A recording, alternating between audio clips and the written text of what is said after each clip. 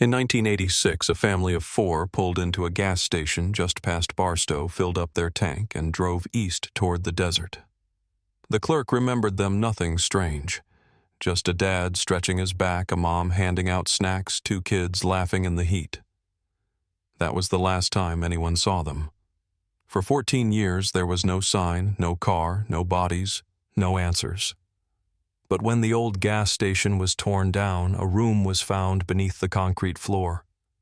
And what was inside rewrote everything we thought we knew. Before we start, hit subscribe to help uncover stories they tried to bury, and make sure no name stays forgotten. My name's Michael Evans. I was 34 the year they found the room. Back in '86, I was 20. Living in San Diego, working nights at a machine shop, trying to keep my own life from sliding off the rails. My older brother James had always been the steady one. Married young, 2 kids, did everything right. He and his wife Carol lived in Riverside with their daughter Lindsay, 16, and Max, he was 9 then. The kind of family you send Christmas cards to even when you don't believe in Christmas. James called me that summer, said they were going on one last road trip before Lindsay headed off to college. He wanted to see old highways, cook hot dogs over a fire, take Polaroids at the world's largest thermometer. Just one last ride before things change, he said. They were headed east Barstow, then Nevada. He even planned to swing by a friend's place near Reno. I remember thinking it was sweet, maybe even a little corny. But James was like that, always trying to hold on to things before they slipped away. Carol packed the cooler. Peanut butter sandwiches, canned peaches, enough soda to keep Max bouncing off the walls. They had that old blue Ford they'd had since before Lindsay was born, beat up but reliable. She used to draw little hearts in the dust on the windows when they stopped at lights.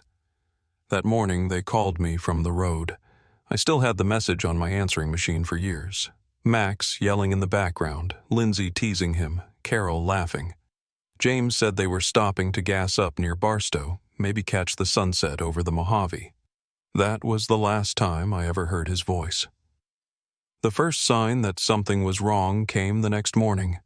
Their friend in Reno called me, said they never showed.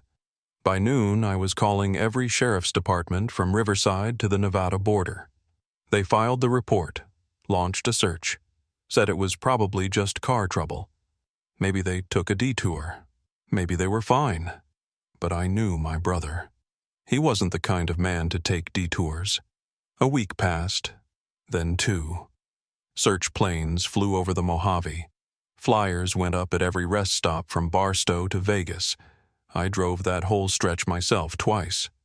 Nothing. It was like the road swallowed them. And then, 14 years later, I got a call. A demolition crew was tearing down an old gas station on Highway 58, the one James stopped at. They found a room underground, and inside, there were drawings. Crayon on cinder block, a blue car, a yellow sun, 4 stick figures holding hands. My legs gave out before I could reach the chair. I remember the exact moment we arrived at the old Texaco. It was spring 2000, and the desert air was already rising in waves off the cracked pavement. I stood just behind the barricade with a dozen others locals, mostly a few reporters leaning over the tape. Everyone staring at the hole in the concrete floor. They'd been tearing the building down, making way for a new truck plaza, and on the second day, one of the jackhammers cracked through a part of the back wall.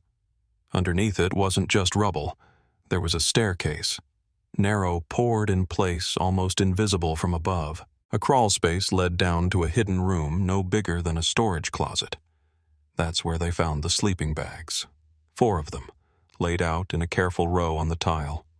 In one corner, a rusted metal lunchbox full of Polaroids, some of them showing Lindsay and Max sitting cross-legged against a cinder block wall. In the background of one, you could see Carol with her back to the camera writing in a spiral notebook. Another showed James standing near a pipe thinner than I remembered him, scruff on his face, looking straight ahead at something we couldn't see. All of them were taken inside that room. I remember Sheriff Maddox stepping back into the scene like he hadn't aged a day. He'd been a rookie when the case first broke. Now he was gray and heavy-eyed, but I could tell it hit him just as hard.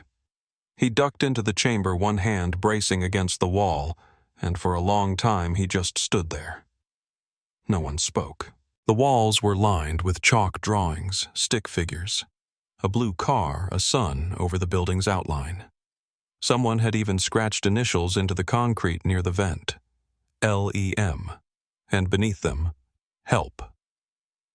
It didn't feel like a crime scene. It felt like a time capsule no one was ever meant to find. They cataloged everything. Each wrapper, every scrap of fabric the batteries left in the old cassette player. Forensics worked through the night while the town hovered on edge, watching as if we might catch some glimpse of the family we'd lost. The notebook Carol had written in was still mostly intact. The first entries were about the trip where they'd stopped what Max had asked her in the back seat, how proud James was of the route he'd planned. Then the tone changed. Somewhere around the halfway point, she started writing about footsteps, about voices through the pipes, about someone watching. One line stuck with me more than any other. "If you find this, tell our families we never stopped hoping." Maddox sat with those words for hours. I saw him one night at the station, hunched over the journal under a desk lamp, flipping through it like something might suddenly make sense. When I stepped in, he just looked up and said, "They were alive in that room. For how long I don't know, but they were alive." That was harder than not knowing at all. For 14 years we'd imagined all the terrible things that might have happened, but nothing prepared me for the thought that they'd been right there under that building, maybe waiting, maybe believing someone would come. Forensics found fingerprints, some matching the family, others still unidentified.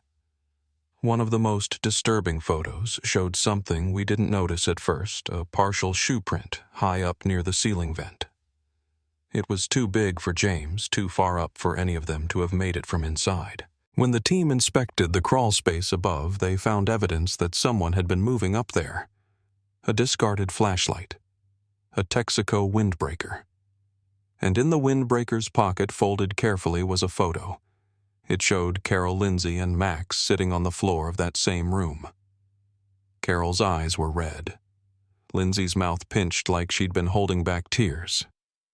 Max was looking at the ground. On the back of the photo was a date, June 20th. That's 2 days after they vanished. Maddox brought the photo to me himself. I didn't say much, just looked at it for a long time and asked if we knew who took it. He shook his head. "Not yet," he said. But someone was watching them. A few nights later, the tip came in. A local woman called the station and said she'd seen an older man hanging around the Texaco site after dark. Said he limped, drove an old blue pickup, and just stood near the fence like he was waiting for something. Maddox and I drove out there that same night. Sat in the car until nearly midnight. Sure enough, the pickup rolled in and parked at the edge of the lot. The man who stepped out matched the description exactly. White hair hunched back, a stiffness in how he walked. Maddox approached first slow and calm. When he asked the man's name, the guy didn't argue. "Gerald Spinks," he said. "The former owner of the Texaco station. The one who bought the property in late '86 and never opened it again. Spinks said he'd only come by to see what they'd done to the place. But something about the way he said it made my skin crawl. He wouldn't meet our eyes. Kept rubbing the side of his hand like something was itching under his skin." When Maddox asked if he knew anything about the room, Spinks shook his head, said he never went down there. "Didn't want trouble," he muttered. "Didn't want to know." But when we pressed harder, his voice cracked. Said he'd heard things, cries maybe, or voices, but figured it was animals. Said he saw the padlock once and thought about cutting it open. But he didn't. Claimed he was afraid of what he'd find. Before we could ask more, he backed away and drove off. The next morning, Maddox got a warrant to search Spinks's home. It was a hoarder's maze. Boxes everywhere, old ledgers, maps, letters. But in the attic, we found something that stopped us cold. A small wooden box with keys labeled basement. Next to them, a receipt for a cash withdrawal dated June 20th, 1986, the same day as the photo. Maddox and I didn't speak on the drive back to the station. There wasn't anything left to say. The pieces were there. They just hadn't locked in yet. That night, I took Carol's journal home. I read it again slowly this time. I noticed something I'd missed before a line scribbled in the margin of one of the later pages. He said he could help, she wrote, but Max gets scared every time he's near. I don't know if she meant Spinks. I don't even know if the man ever came inside. But something about that sentence felt like a thread pulling loose. The next day, I made a promise to Maddox and to myself. We weren't done, not by a long shot, because someone else had been there, someone we hadn't found yet, and I was going to make sure we did. Maddox and I sat in the back office of the Barstow Sheriff's Department with the lights low and the tape recorder off. The room was quiet, except for the hum of the old mini-fridge and the occasional creak of someone walking down the hall. We were both trying to make sense of what Spinks hadn't said, what he seemed too afraid to say. He'd admitted to hearing things under the station. Cries, movement, claimed he saw the hatch locked, found trash that hadn't been there the day before.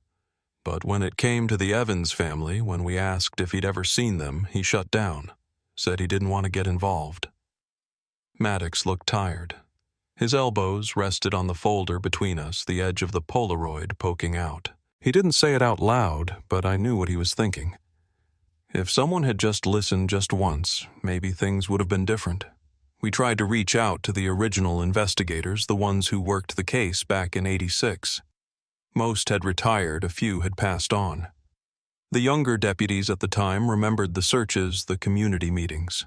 One of them told me he thought the family had probably just veered off the road and gotten lost. Another said he always suspected the father. You never really know people, he muttered, as if that explained anything. But no one, not one person from the department had ever thought to question the building itself, not the structure, not the foundation, not the crawl spaces. I found that hard to understand.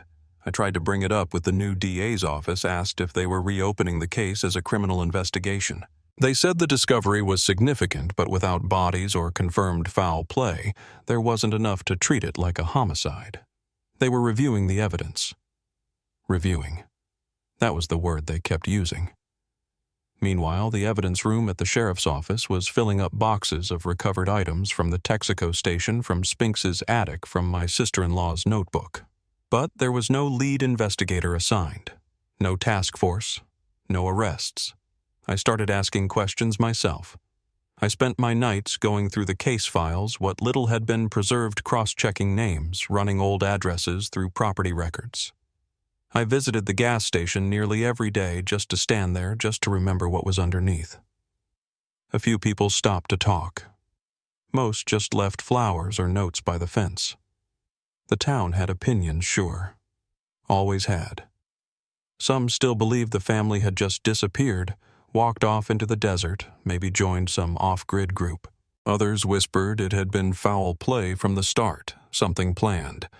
But when it came time to speak on record, most folks clammed up. They remembered things, but they weren't sure. They'd heard things, but didn't want to stir anything up. Maddox tried to press some of the old Texaco employees, clerks, mechanics, a few who still lived nearby. One remembered a manager who used to keep the back room locked. Another claimed to have heard footsteps once after closing. But no one had ever gone down into that chamber. Not once. One name came up again and again, Billy Harper. Used to do night maintenance at the Texaco in the late '80s. Fired for drinking on the job as far as records showed. Lived off-grid for a while, drifted through Nevada, picked up for petty theft once or twice. We couldn't find a current address. Maddox put out a request through neighboring counties. It wasn't much, but it was more than we'd had in 14 years. Back at the station, the forensic team had been analyzing the tape recovered from the room, the one labeled July 20th, 1986. It had degraded badly. Most of the audio was warped, but parts of it still played. Maddox let me sit in for one of the restorations. We were in a side room with a single desk lamp and an old reel-to-reel system hooked to a modern converter. The tech pressed play. For the first few seconds, there was only static. Then a girl's voice, Lindsay Soft, trying to soothe Max. You could hear him crying, sniffling. Then Carol telling a story. It was something simple. Something about a raccoon they saw in the trash at a campground. James's voice came through, last, thin, tired. If anyone finds this... Then static again. That was it. I stepped outside when the tape ended. Just stood in the parking lot watching the sky shift. I didn't cry. I just felt hollow. I could hear their voices again after all those years, but I still didn't know where they were, what had happened next, or why it was so easy for everyone else to move on.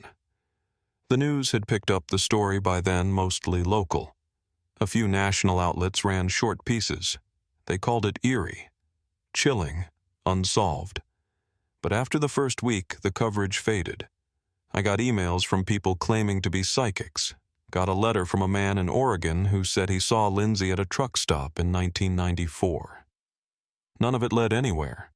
Maddox stayed on it, but it was wearing on him.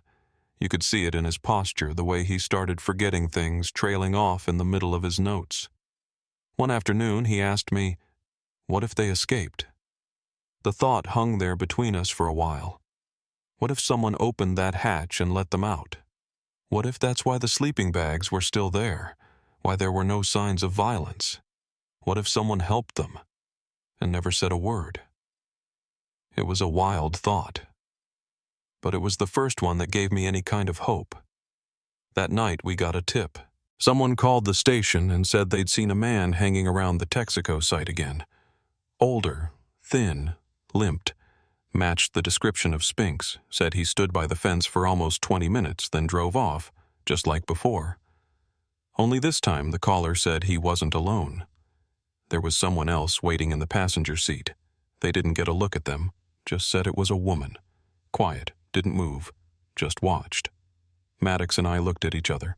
Neither of us said it out loud, but we both had the same thought. Was it Carol, or was it someone who knew her? The next morning we started digging through the visitor logs again, people who'd passed through Barstow around the time the Texaco changed hands. Someone had to know what that building was used for. Someone had to know about that room. And now someone might still be trying to keep it quiet. After that second tip came in about the woman in the passenger seat, we waited out at the Texaco site 3 nights in a row. Maddox sat in the front seat, arms crossed, staring through the windshield like it could give him answers. I stayed quiet. Most of the time we didn't speak unless we had to. The kind of silence that settles between two people who've seen too much of the same thing. We never saw the pickup again. But that detail stuck with me, the passenger not moving, just watching. I couldn't shake it. I started rereading Carol's journal slow this time. There was a passage near the end I'd overlooked before. She wrote about the vent, how Lindsay had tried to call up through it, how Max would sit beside it for hours hoping to hear footsteps. She mentioned someone she called the man with the limp. Said he came by sometimes, left food. Said he never spoke much, but that Max cried whenever he heard him nearby. That detail stopped me cold. Max crying. Carol not trusting him. It didn't sound like Spinks. He was too afraid to even step down into that room. Someone else had been there. Someone who had access. Someone who wanted to be unseen. I brought the entry to Maddox, and together we started working through station employment logs again. Some were missing. Others were handwritten on old ledger paper, hard to read. But one name started showing up around the right dates. Billy Harper. Night shift. Maintenance. Let go in late '86. No follow-up address listed. I checked the county records. He'd picked up a trespassing charge in '88, then disappeared off the radar. No fixed address, no current phone. Maddox pulled every thread he could: Border Patrol logs, DMV lookups, even a list of halfway houses. Took 2 weeks to get a hit. Harper had resurfaced a few counties over, living in a rundown trailer park on the outskirts of Hesperia. Maddox didn't wait. That same afternoon, he and I drove out together. The sun was low when we got there. Dust in the air, the kind that sticks to your throat. We knocked twice. No answer. Then, just as Maddox was about to leave a card, the door creaked open. Harper stood there blinking into the light. Thin, gray around the temples, limp on his right side. His eyes kept moving even when he stood still. When he saw the badge, he tried to close the door, but I stepped in. Not forceful, just enough to stop it. "We know you worked the station," I said. "We know you saw my family." He looked down. Then he stepped aside and let us in. The place was quiet, stale, air thick with the smell of cigarettes and something old. We sat across from him at a chipped formica table. Maddox kept it calm. "Tell us what you remember," he said.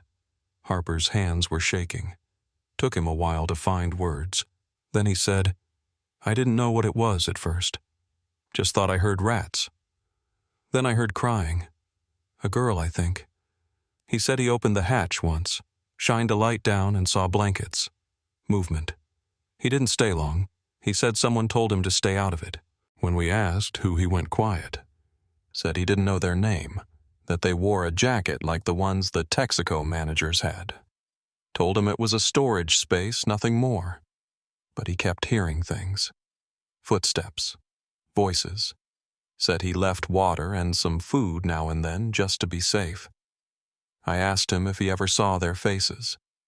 He nodded slowly. Once, through the grate, a little boy looking up. He wiped his eyes. He looked scared. We pressed him. Why didn't he go to the police? Why didn't he do more? He said no one would have believed him. Said he was drinking back then, unreliable. Said when he came back one night, the room was empty. Blankets gone, light off, no sound. He thought maybe they'd been taken, or worse. Maddox asked him what he did then. "I left," he said. Didn't go back. We stayed a few minutes longer, asked about anyone else who worked the overnight shifts, any name, any detail. But Harper's memory was scattered, fogged up by time and guilt. Before we left, he gave us something, a shoebox from under his bed. Inside were old Polaroids, mostly of the station. One stood out, taken at night from a distance. A figure standing near the back entrance, holding something metallic, hard to make out. On the back, Harper had scribbled 1987. He waited for hours. We didn't know who he was. But that photo, whatever was in it, it felt like a thread pulling us forward. Back at the station, Maddox sent the image to the lab. I went home and opened Carol's notebook again. In the final pages, her handwriting got thinner, more cramped. She mentioned hearing music faint like from a radio. Max had stopped speaking. Lindsay kept saying she heard footsteps above. Then just one sentence. "We keep waiting for the one who said he could help." That was all it said. I looked at that sentence for a long time. The one who said he could help. That wasn't Spinks. It wasn't Harper. It was someone else. And for the first time, I felt like we were starting to get close. Not just to the truth, but to someone who had been there all along, moving in the dark, just beyond reach. The shoebox from Harper's trailer sat on Maddox's desk for 2 days before we touched it again. He'd had the Polaroids scanned and logged, but there was something else in the bottom of the box, a folded slip of paper yellowed with age. I opened it slowly, careful not to tear it. No date, no name, just a few lines written in block letters. June 28th. The girl is sick. Move them soon. You owe me. It wasn't signed. The handwriting didn't match Carol's or Lindsay's. I didn't recognize it at all. But the postmark on the envelope, it had come in Barstow, June 27th, 1986, put it right in the center of the timeline we'd been building. If Lindsay had gotten sick in that room and someone was keeping watch from above, this note felt like more than a warning. It felt like a command. Maddox and I started over that afternoon. We cleared the board in the back office, pinned everything fresh. We walked through the days, one by one.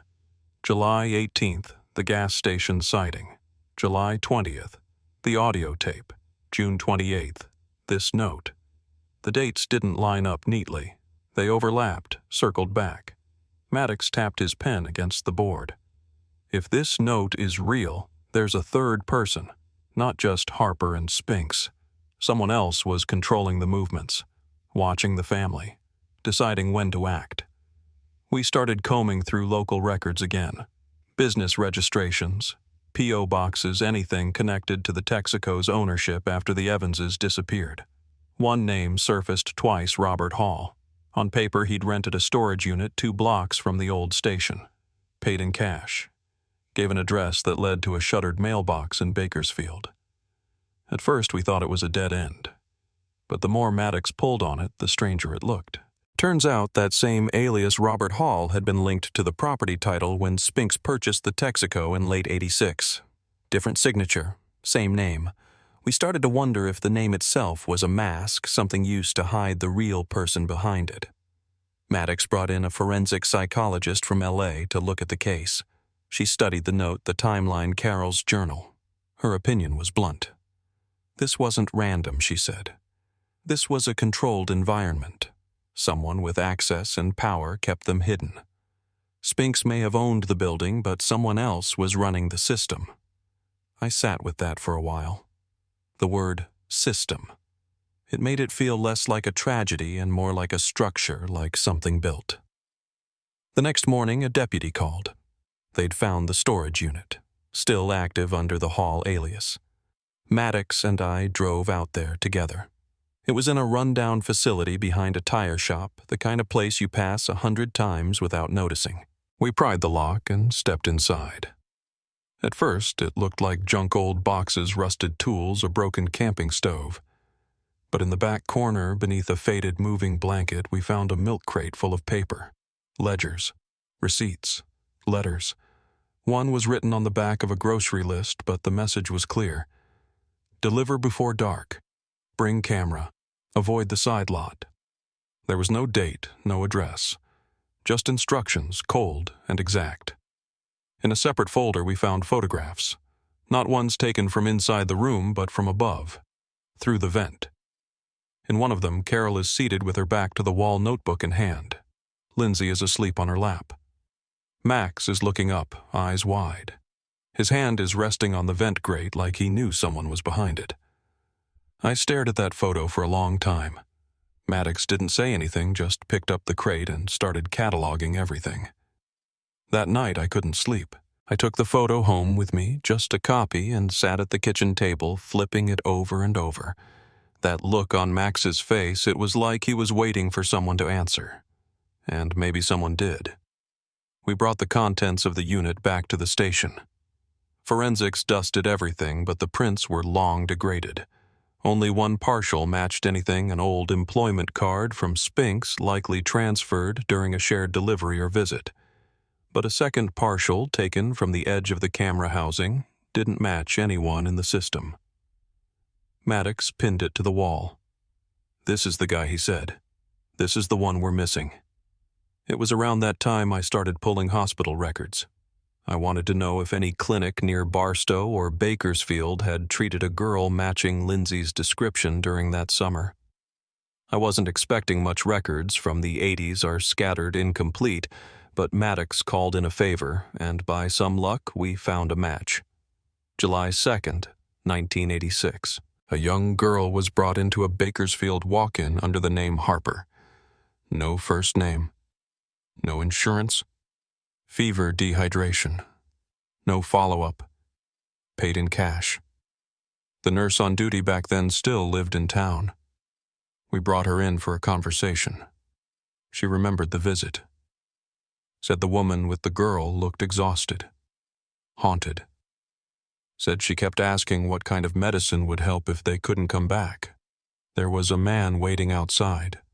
He never came in, just stood near the door smoking, kept checking the street.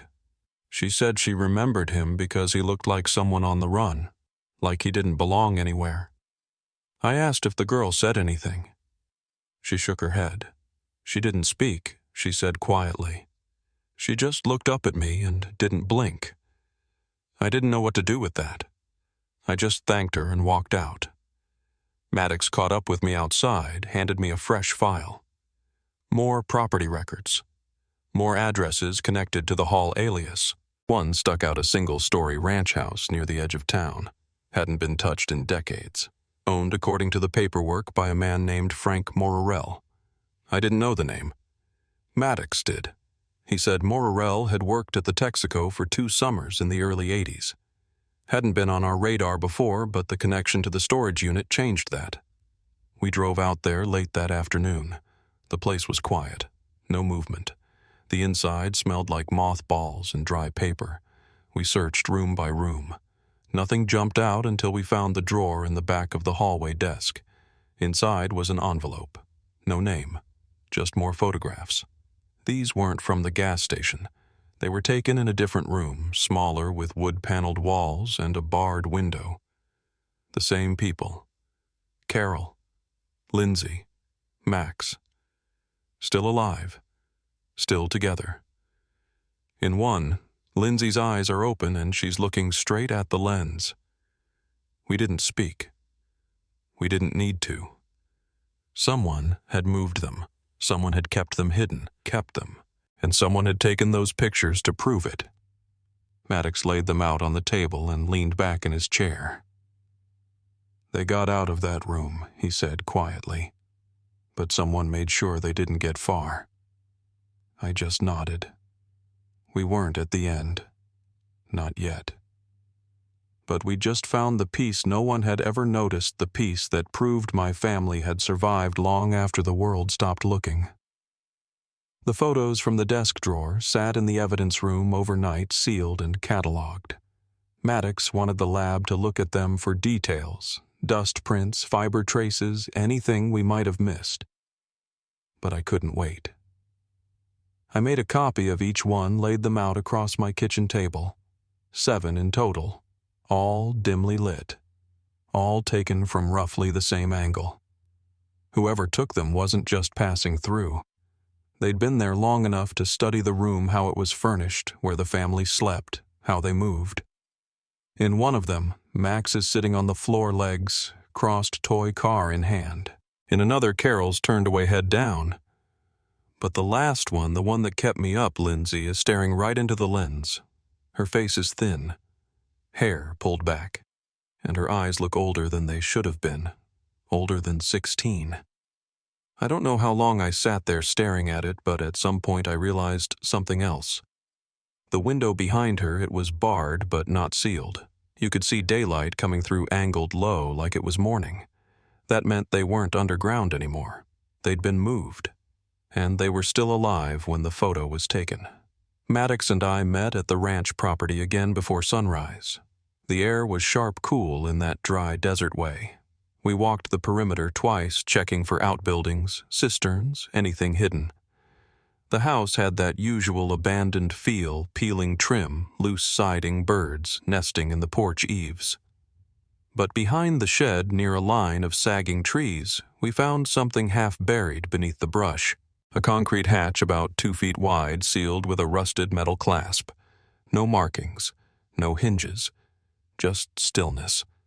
We called in backup, but it took hours to get the clearance. When they finally cracked it open, the smell hit first. Not decay, just age, like old insulation and metal that's been wet and dried too many times. A narrow staircase led down. Maddox went first. I followed with a flashlight. The steps were short, tight. At the bottom was a small basement, maybe 15 feet across. Wood-paneled walls like the ones in the photos. No furniture, no blankets. Just scuff marks on the floor, drag lines near the corner. A thin pipe ran along the ceiling and into the back wall, broken off clean. Someone had been here. Someone had taken the time to clean it out. But not everything was gone. Tucked in the crack between the wall and baseboard was a slip of notebook paper. Torn, water-stained, but still legible. I recognized the handwriting before I even read it. Carol's. Just one sentence. Don't let them forget us. That was it. No date, no names. but it told me two things. One, she was still trying to reach someone, and two, she knew the end was coming. When we surfaced, Maddox looked at me and didn't say anything. He didn't have to. We knew the trail was about to get colder. That night I called my aunt in Phoenix. She was the only one left on my mother's side. We hadn't spoken in years, but she remembered everything. I asked if she'd heard from James or Carol after 1986, maybe a letter, a card, anything that had seemed strange. There was a long pause. Then she said, "You know, there was one thing."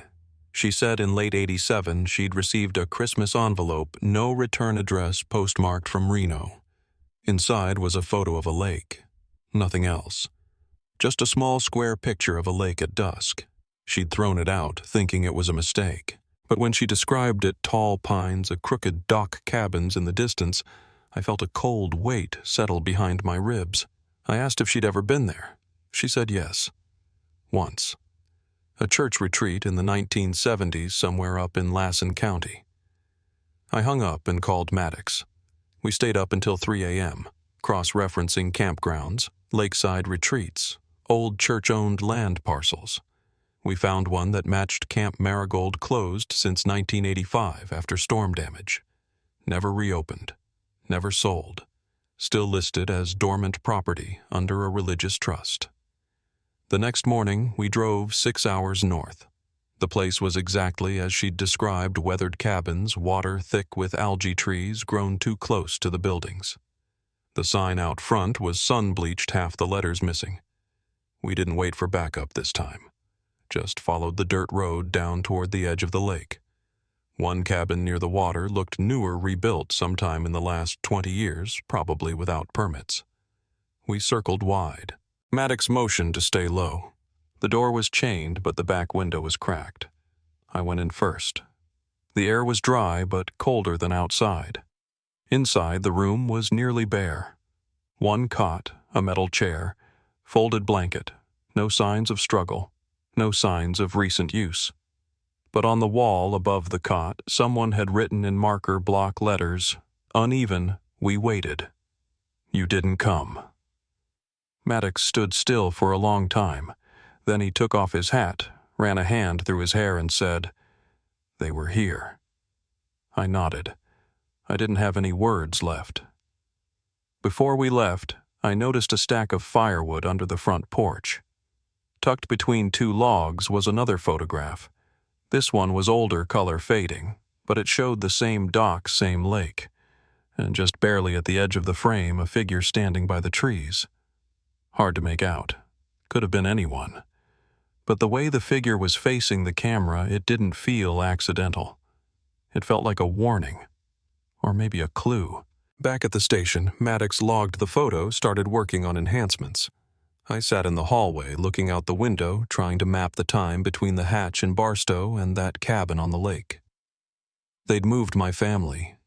Maybe twice, maybe more.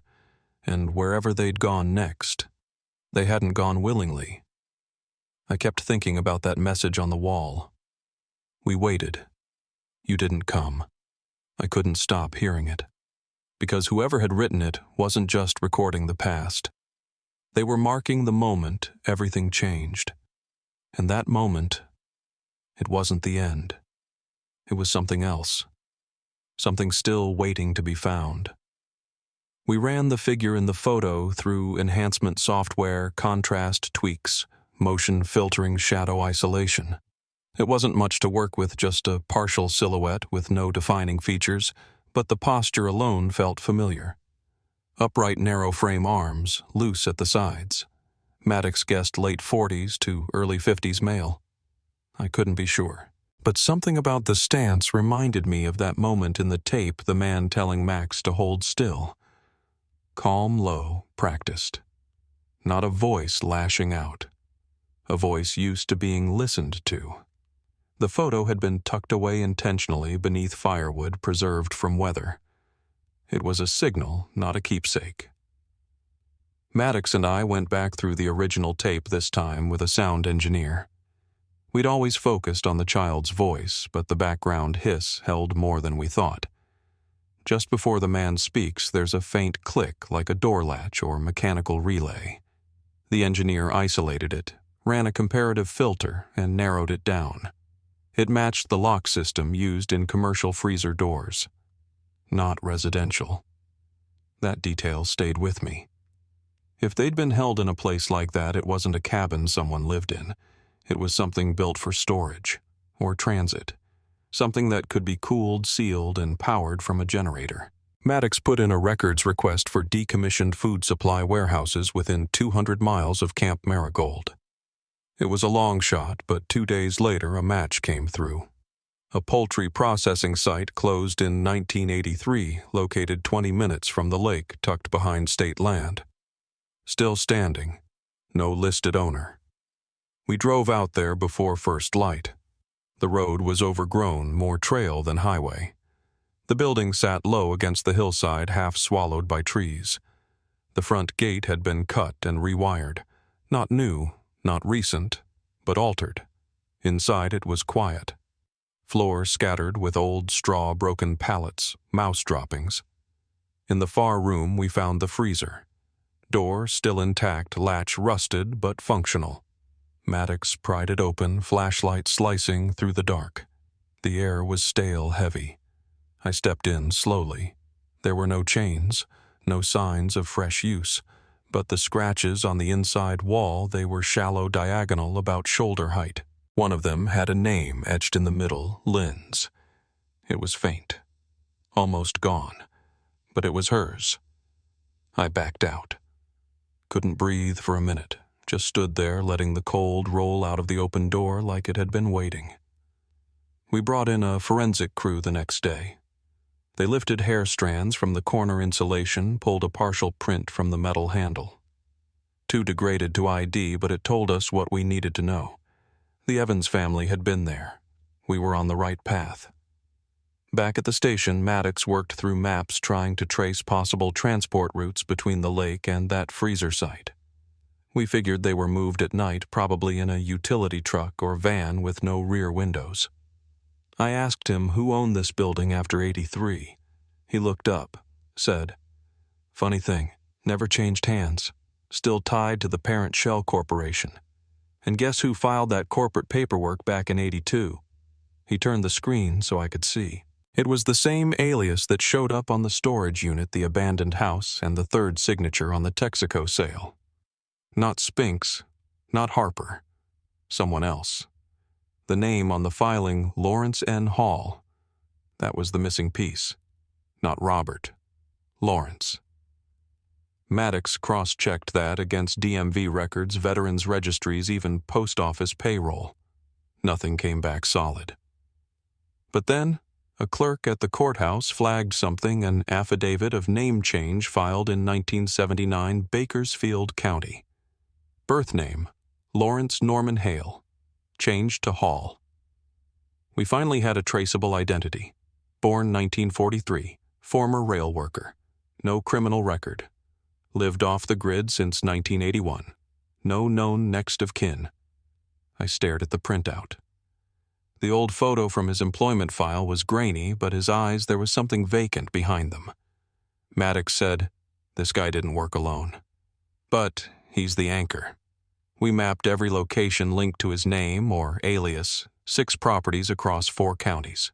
One of them stood out, a trailer lot registered to a religious trust. No structures listed, just utilities billed and cleared once a year since 1991.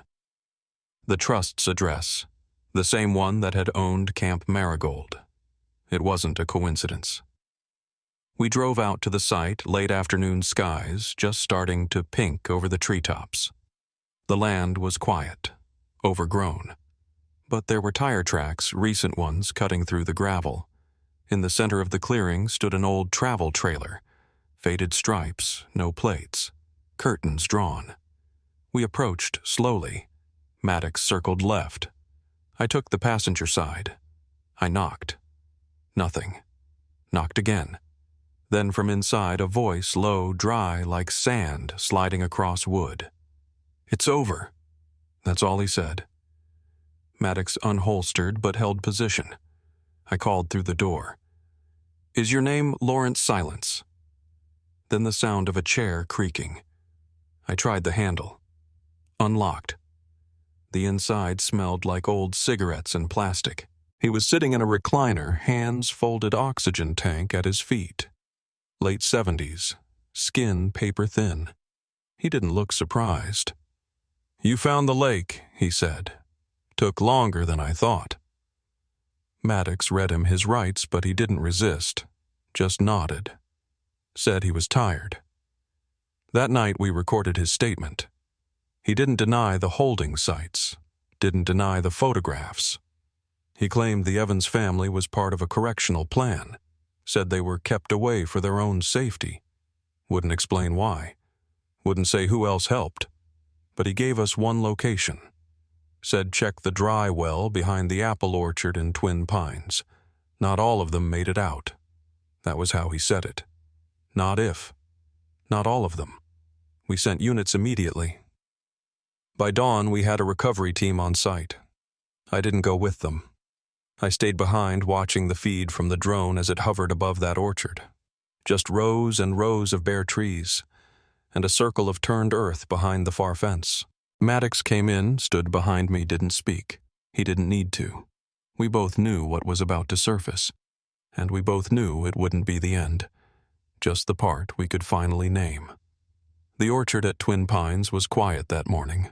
Cold, damp air clung to the ground and dew beaded on the metal fence. Deputies moved carefully around the well, their boots sinking into the muddy grass, shovels biting into earth that had clearly been turned more than once. I stood with Maddox a few yards away, arms crossed, waiting for the call that would tell us what we'd already guessed. There's a heaviness to those moments, something silent and permanent, like time slows down just enough to let you feel every breath, every heartbeat in your chest. The recovery team moved slow, methodical. They found what we feared remains wrapped and labeled with the same cold precision we'd seen in Lawrence Hall's notes. Dental records and a tiny gold necklace confirmed the truth. Carol and James side by side, Lindsay and Max missing. The coroner worked with gloved hands, whispering names under her breath as if it would protect her from what she had to do. Maddox called the state's attorney, his voice rough stripped of all the command he'd once carried. The scene wasn't violent. There were no obvious wounds, no attempt at concealment beyond what the earth itself provided. Someone had buried them carefully, almost as if it was an act of ritual or regret. I remember standing at the fence, the cold biting through my jeans, thinking about the long road that had brought us here. All the faces who'd passed through this case, the deputies, the volunteers, the neighbors who'd left flowers on the Texaco gate. There was no crowd at Twin Pines, just the dull hum of the generator, the faint voices of investigators in the orchard. Maddox placed a hand on my shoulder just for a second. It was enough. By noon, the site was cordoned off and evidence teams began combing through every inch, searching for anything, a button, a letter, something to explain how it ended. They found two things: a faded photograph of the Evans kids tucked into the dirt by the well's edge, and a piece of notepaper brittle with age that simply read, "Forgive me." Maddox didn't say it out loud, but I could see it in his eyes. We'd gotten answers, but not peace. The official word from the DA's office came that afternoon Hall would be indicted for multiple counts, including kidnapping, false imprisonment, and homicide. His confession was incomplete, slippery, filled with evasion and old man logic, but it was enough for the press to run headlines before the ink on the indictment was even dry. For Barstow, it was as close to justice as the town would ever see. The Attorney General's task force arrived the next day, cars with government plates, new faces, new urgency. Suddenly, the case wasn't just about the Evans family, but all those other missing families from the California corridor. Evidence from the warehouse, the trailer, the ranch. Everything went into state custody. Maddox spent hours briefing the newcomers, drawing maps on legal pads, sharing what we'd learned about the network that had slipped through cracks for years. It was a story nobody wanted to believe. Organized, methodical hiding in plain sight. I sat in the hallway watching agents haul boxes of evidence, listening to the wheels of their carts squeak across linoleum. It was the sound of an old life being packed away. That evening, the district attorney met with the families. He spoke quietly, answering every question he could, letting silence stretch out when there were no words left. For me, closure didn't come with the press conferences or the yellow tape. It came later after the crowds were gone and the orchard was empty again. I drove out to the Texaco site alone, parked by the old chain link, and watched the last slant of sun fall over the station's ruins. You can spend years chasing answers, thinking that if you finally know, if you finally see for yourself, maybe you can let go. But it doesn't work like that. I thought about Carol's letter. Lindsay's eyes staring out from those photos, Max's toy car left behind in the dust. I remembered Spinks pale and shaking, whispering about flowers left by strangers, and Harper with his hands trembling in the lamplight. All the witnesses, all the helpers, all the silent bystanders woven together by chance and fear and the stubborn, impossible hope that someone might survive. Maddox called me just after sunset. He said the Attorney General wanted us in Sacramento for the announcement. I told him I'd be there. But before I left, I walked the fence line one last time, picked up a stone, pressed it into the earth right where the wildflowers had started to come back. I stood there for a long time listening to the highway hum in the distance. The world kept moving. Lights flickered on across Barstow. Life went on changed, but not undone. And in that moment, I realized the story wasn't just about loss or cruelty or even justice. It was about endurance, the kind that keeps you searching even after the trail has gone cold, the kind that lets you keep loving people even when they're gone. The truth was finally out, but the echoes of what happened would last long after the news vans packed up and the case files were shelved. And as I turned back toward my car, I felt the weight lift just a little, not gone, not forgotten, but finally named. Sometimes when the house is quiet and the world feels smaller than it once did, I find myself reaching for the old case files, the photographs, the letters, that last brittle note from my mother. 14 years of questions, and still there are days when it doesn't feel finished. The headlines faded. The crowds moved on, but the echo of what happened to my family, of what was stolen from all of us, still moves through this town. Barstow changed after the Evans case. Not overnight, not with parades or speeches, but in the smaller ways that matter. Porch lights stayed on a little longer. Neighbors started checking in again. For a while, people brought flowers to the old Texaco gate, then later to the orchard at Twin Pines. Some things you never get back, and some things become part of you. Grief, yes, but also a strange kind of gratitude. I learned more about endurance than I ever wanted to. I learned what it means to keep loving people even after hope is supposed to run out. Maddox retired a year after the trial. He said he wanted to remember Barstow before it became a place people visited for tragedy. I understood that.